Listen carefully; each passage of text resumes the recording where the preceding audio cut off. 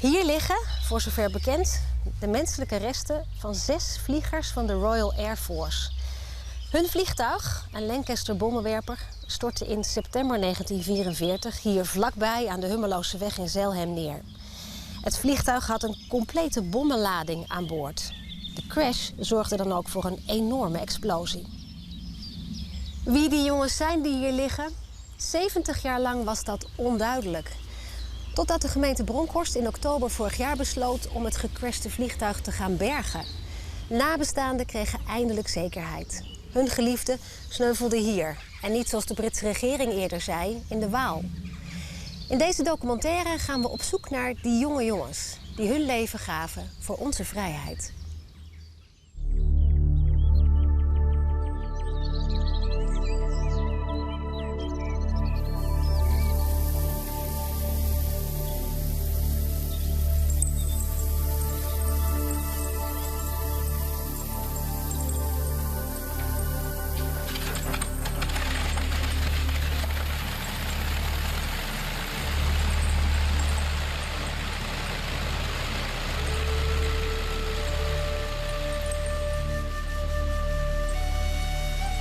Think of Derek Heather, Albert Hornibrook, Tegwin Roberts, John Condon, Thomas Brown, and relative Robert Stanley Meachin. Their lives have been taken away and given in the cause of justice and freedom, to pray for all who in bereaved, disability and in pain.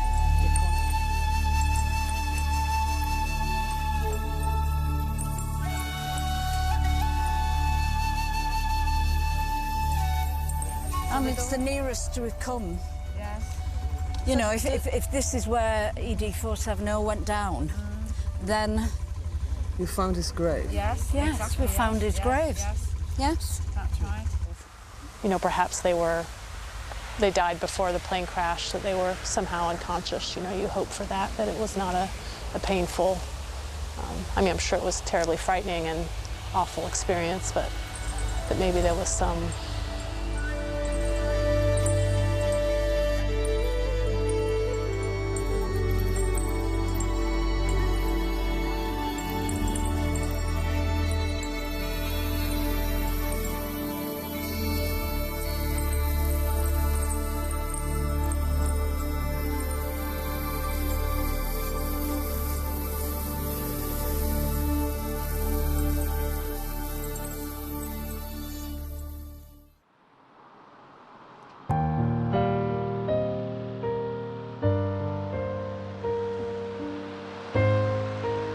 Robert Stanley Meachin groeit op in het noorden van Engeland, in de industriestad Billingham, in de Tees Valley. Hij is de middelste zoon van Norman en Elizabeth Meachin. Het was een gelukkig gezin, warm, typisch Brits. Tot de Tweede Wereldoorlog uitbrak en Cyril, de oudste zoon, in zijn Spitfire boven het kanaal wordt neergeschoten. 2 jaar later sneuvelt zijn jongere broer Stanley in de Lancaster.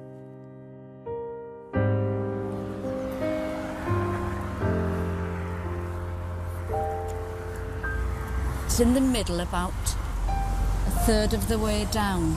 Can you see it? R.S. Meachin, W.C. Meachin. So I haven't seen it yet. Have you not? It's about a third of the way of the middle column. I've got a picture on my thing with it, but... Yeah. Robert Stanley and William Cyril. Yeah. Gosh. Well, I see there's 3 rows, isn't there? We used to come here with guides when I was in the guides, and used to march along this road behind us. And we did it every year. And Nana and Grandad would come, as would our parents. And we would always come and pay our respects, as the town did. It's a very big occasion. There's the guard right there, look. Oh, yes. They came this year, too. Yes. The Girl Guides, yeah. It's nice to have the memory. Oh, we never met them, we never knew them, but They were just lovely young men from all that my father has told us and Nana and Grandad mentioned. I think we missed out on having two really lovely uncles. But they made the choice and they did their duty.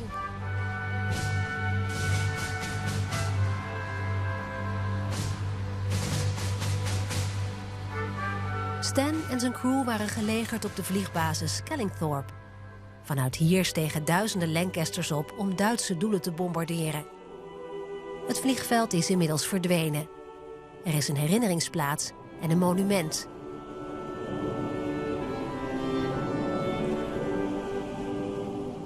My brief sweet life is over. My eyes no longer see. No Christmas trees, no summer walks, no pretty girls for me. I've got the job, I've had it. My nightly ups are done. Yet in another 100 years, I'll still be 21.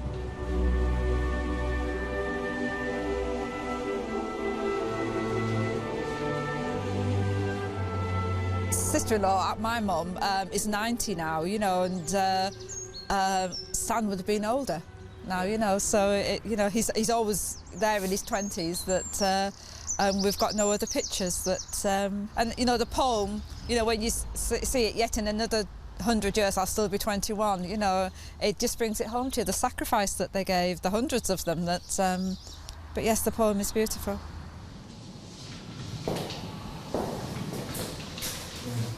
Yeah. So he was 1942 then? Yes. Yeah, so really it is quite good. And then all the squadrons, and then to see Stan's squadron there as well, the 61 squadron, and to have the symbol of the Lincolnshire imp on it. It really, you know, it brings the connection back, you know, that I've lived here coming up for 37 years and I didn't know, you know, that it was here. It's absolutely fascinating. Yeah, Nana didn't talk much about this at all. She just went into herself. Apparently for after he died till her first granddaughter was born in 1948, she didn't speak on a morning. You know, she was just a quiet person. And it was grandchildren that actually brought her out again. Apparently she was just absolutely devastated by it. And what we find quite poignant really is the fact that they could have had the medals and they never applied for them. They have the ribbons. Nana and Grandad had the ribbons, but they never wanted the medals. Why not? Just didn't want them. No. You know, if they didn't have the sons, they didn't want the medals.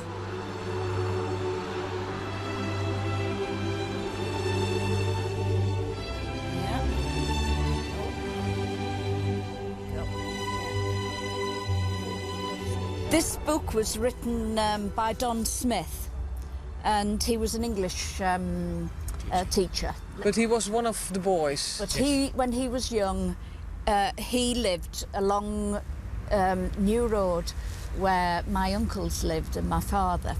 And he wrote this book about their childhood in the Tees, River Tees area. Yeah. And it says, where are we?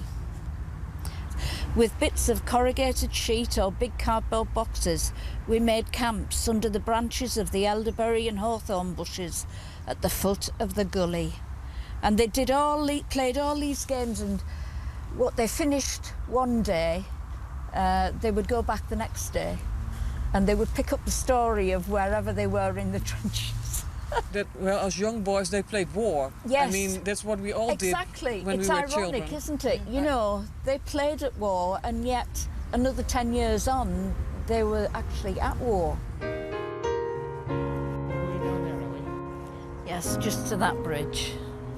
There. We're going there, are we? Yes. We're not going down there. No.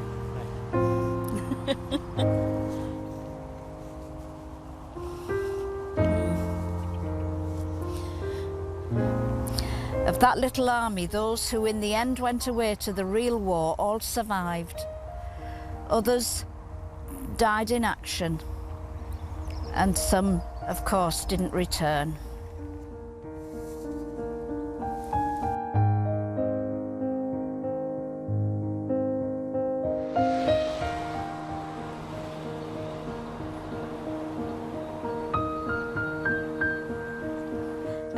number 25 is where Cyril and Stanley and my father John lived.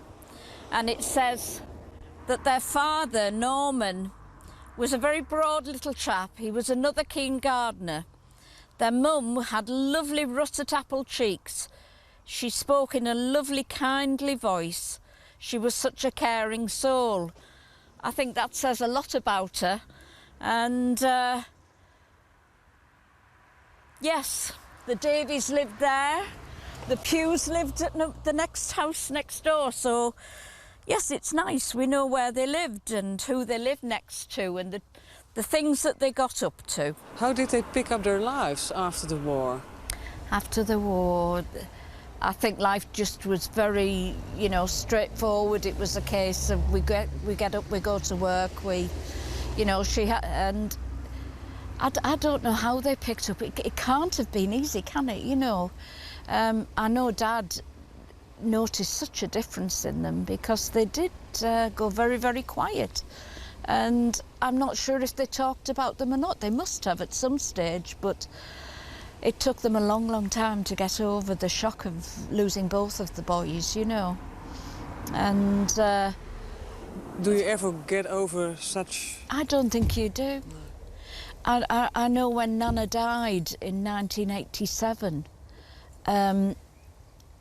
she was it was an awful time for us, really, because we suddenly realised how much it had all meant to her, because she'd lost her 2 sons in the war, and then Grandad died in about 1980 something, and then my dad died before she did, and at 90 years old here she was, and the only one left. The only one of her family left.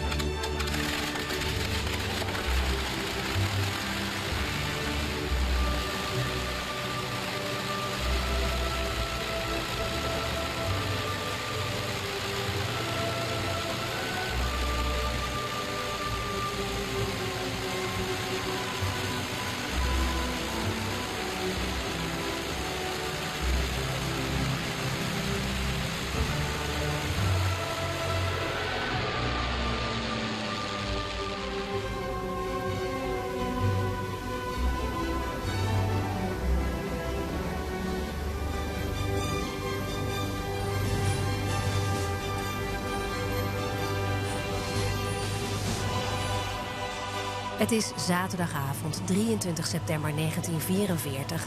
als Stanley en zijn mannen vanuit Skellingthorpe koers zetten naar Duitsland... om het Dortmund-Emstkanaal te bombarderen.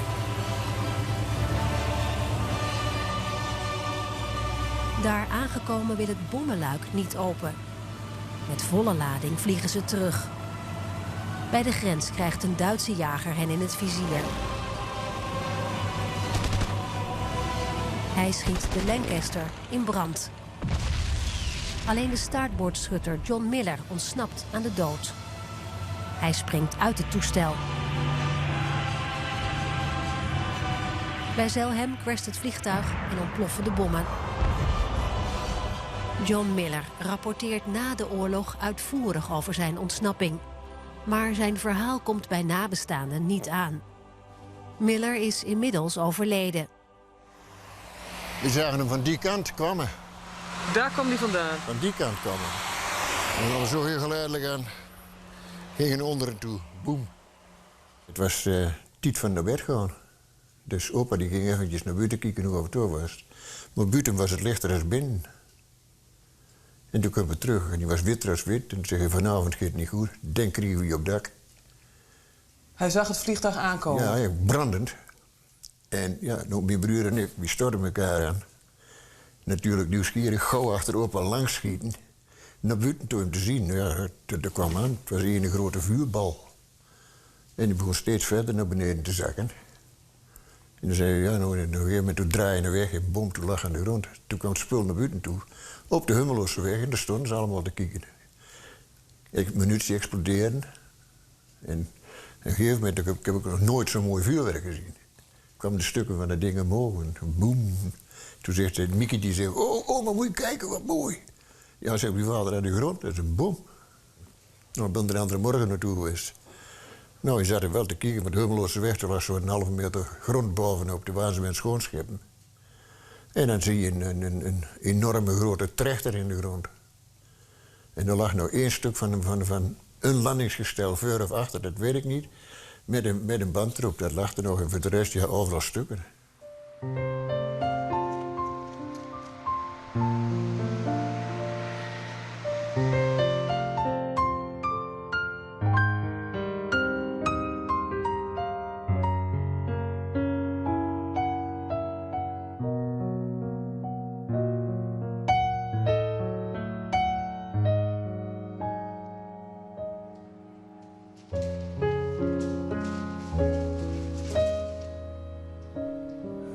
Achter ieder onderdeel schuilt eigenlijk wel een verhaal. Een verhaal vooral van een individuele vliegenier. En het is daarom ook dat wij die verhalen proberen te achterhalen. Maar het begint meestal met een vondst in de grond. Wij zijn in de jaren 70 diverse gemeentehuizen afgegaan om daar in de archieven te kijken wat voor processen verbaal er lagen. En veelal waren dat processen verbaal waar ook namen in genoemd werden van gesneuvelde vliegeniers. Maar in het gemeentearchief van Zelhem trof ik 1 verslagje aan van de commandant van de luchtbeschermingsdienst. En dat was een vrij anoniem bericht, want daar werd namelijk niet gerept over een naam of andere duidelijke sporen van het vliegtuig dat daar was neergestort in de nacht van 23 op 24 september. Ja, dat was eigenlijk een vrij anoniem bericht. En dat intrigeert je dan nog meer om te proberen om daar een vinger achter te krijgen. Met name voor de nabestaanden is dan een hele belangrijke drijfveer voor mij om ervoor te zorgen dat het vermiste geval, waar families jarenlang mee hebben geworsteld, om dat op te lossen. Want het is natuurlijk nogal wat om niet te weten waar je vader ooit is gesneuveld. En dat jarenlang alleen maar heb moeten afdoen met het bericht van de officiële autoriteiten dat je vader in Europa gesneuveld is. Monasso spoort nabestaanden op en die schrijven brieven aan de gemeente. Dear Sir, ik schrijf deze brief als enig overgebleven Dear Sir, kind. ik wil graag weten wat het lot Na van mijn 67 jaar willen we graag weten waar onze 2 broers versneuvelden. En eigenlijk in eind 2010, begin 2011, kregen we voor het eerst ook brieven van kleinkinderen, achterkleinkinderen, die ons eigenlijk aangaven van, ja, we hebben nog nooit helderheid gekregen. De enige helderheid die ze gekregen hadden was in 1984, dat het vliegtuig waarschijnlijk in de Waal bij Nijmegen neergestort zou zijn en dat de lichamen in de Noordzee lagen. Terwijl onderzoekers van het Crashmuseum in Lievelde al hadden gezien en ook getuigen dat een van de mensen die eruit gesprongen was, die zei, ja, dat kan niet, dit moet hij zijn. Aalderink dient met succes een subsidieaanvraag in bij het Rijk om het vliegtuig te kunnen bergen. Begin oktober 2013 start Defensie met graafwerkzaamheden. Wait, well, let me get closer so now Jake can see Derek. Zodat eindelijk, na bijna 70 jaar, nabestaanden zekerheid krijgen. De kleindochter van de bommenrichter Derek Heather komt over uit Amerika om met eigen ogen de bergingswerkzaamheden te zien. Stand next to it. It's the number of the plane, 470. That's what the British government needs to recognize it. So why do you think that was ever the story that it crashed in the river? Yeah, it was by the resistance. Dutch resistance saw an aircraft crashed in the middle of the Waal. Okay. It's a big river. By night. And the story was told, they say, and it sunk immediately. So they could see that it was the ED470? Hardly. So that, I don't know what story it is. That was also told to the family in the 80s, early 80s. My estimation, there was good ample time to leave the aircraft. It really brings it home to be here at the crash site. And to see the plane pieces and to see his picture with his crew. It's sad. I mean, I'm still in shock about all of this. As I was telling you earlier, I grew up being told the plane crashed in a lake or the river walls. So it's still a bit of surprise that this is the place where the plane crashed. So still trying to come to grips with that and think about what that must have been like for him. How important is it for you to come here? It's pretty important. My mother, who lives farther away in the United States, in California, was unable to come.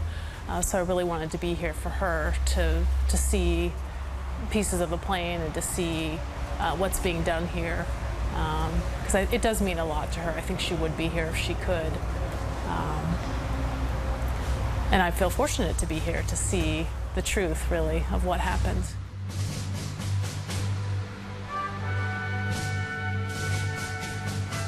These are Captain, the excavation officer. Right, and Paul, my husband. Ook Ruth en Eunice Meachen, de nichten van radiograaf Stanley Meachen, bezoeken de crashplaats.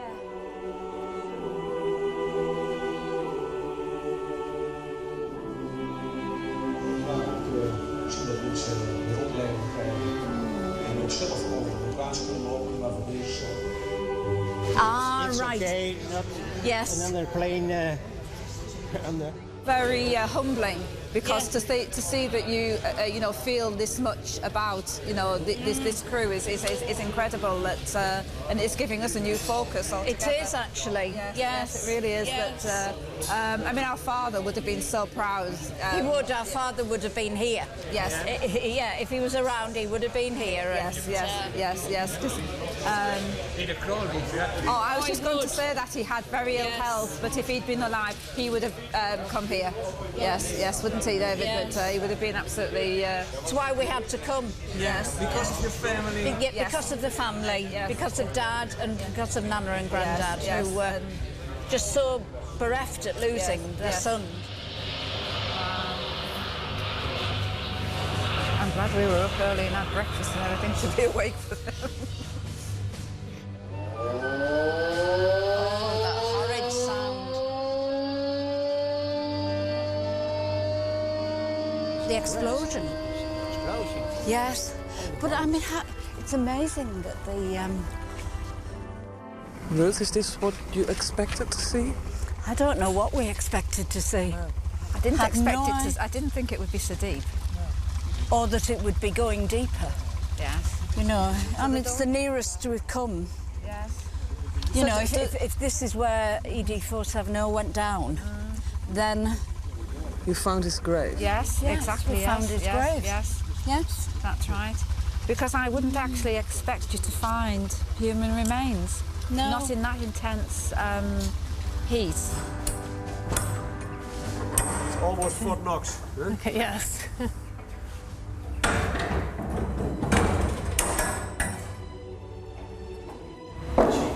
So this was an RAF machine gun? RAF machine gun from the airplane, yeah. Wow.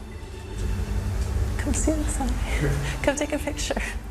It's just hard to believe this is Anna Jay's dad's airplane that he crashed in. This is the crater. Okay. The complete surface. We took the soil, about 60 centimeters, and we sieve it. We have an insulation, so it's all the parts bigger than 8 millimeters. Okay. We saw. There are some people, 3 people, EOD, some who can identify human remains, and the other guys who were very known in aircraft parts. Okay. So everything what was in the soil over here, we saw. Okay. So and we found no remains. Okay. Nothing. Major Kappert was saying that, this notion of, perhaps they died before the plane crashed, that they were somehow unconscious. You hope for that it was not a painful, I'm sure it was a terribly frightening and awful experience, but that maybe there was some,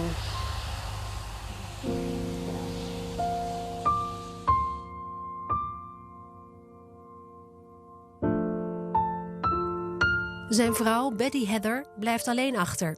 5 maanden zwanger van Gillian, de moeder van Elissa. Kapot van verdriet probeert ze het leven op te pakken met een klein babytje. Ze woont in de buurt van Reigate, Surrey, een buitenwijk van Londen, waar Derek's ouders een horlogezaak runnen. Na de oorlog verhuizen moeder en dochter naar Amerika, waar Betty hertrouwt.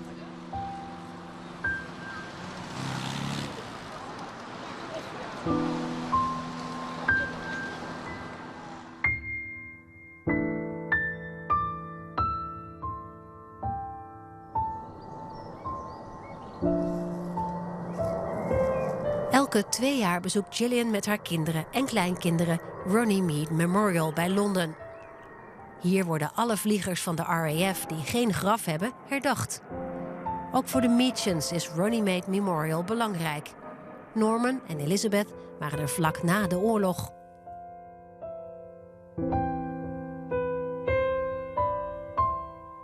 De Nederlander Jeroen Roskam werkt bij Runnymede Memorial, het grootste herdenkingsmonument in Engeland.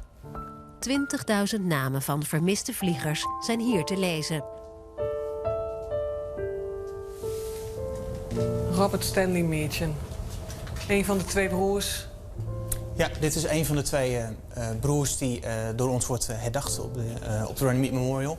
Zijn oudere broer is vroeger in de oorlog, in 1942, gesteuveld. En die wordt aan de andere kant van het memorial herdacht. De hele memorial werkt in een chronologische volgorde. Zodra je binnenkomt bij de ingang kun je klokwijs meelopen. En dan zie je vanaf het begin van de oorlog, vanaf 1939...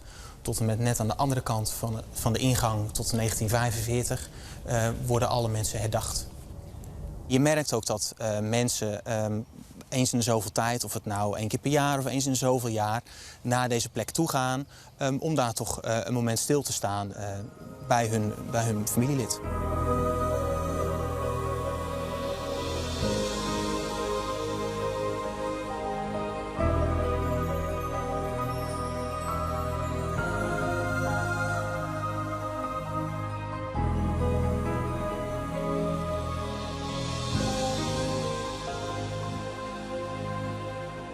Nou, we weten inderdaad precies welke mannen daar aan boord hebben gezeten. Maar helaas zijn er geen stoffelijke overschotten gevonden, stoffelijke resten gevonden. Dus in principe blijven de mannen nog steeds vermist. Want wij hebben iets van stoffelijke resten nodig om de zaak duidelijk te maken. Dat we weten waar we ze dan kunnen begraven. En zolang wij niets hebben om ze daadwerkelijk te kunnen begraven, worden ze herdacht hier op het Runnymede Memorial.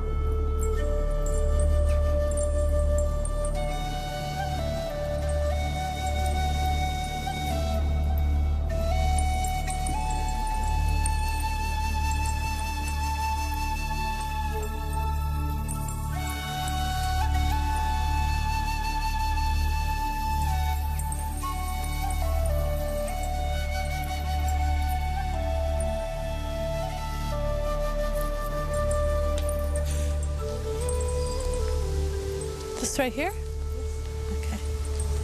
Okay. Na de crash begraven dorpsbewoners menselijke resten op de begraafplaats in Zelhem.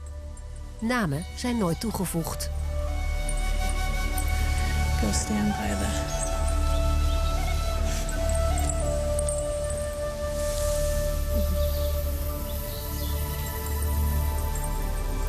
So my mother knew of this somehow, and she really was eager to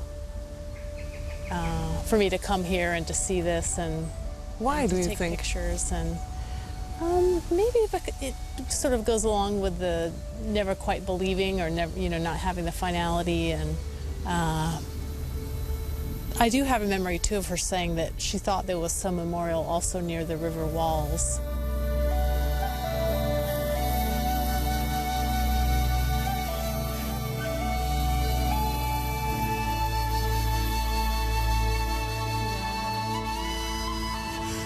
Standing here before the grave of airmen representing the crew of the Lancaster bomber relatives were part of.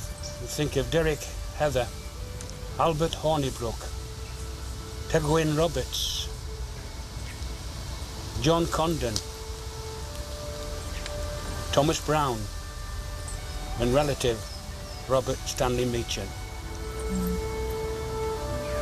Their lives have been taken away and given in the cause of justice and freedom, to pray for all who in bereaved, disability and impaired, to continue to suffer the consequences of their fighting with ourselves. It's very important you know, it's a grave. It could be, the remains could be stands, we don't know.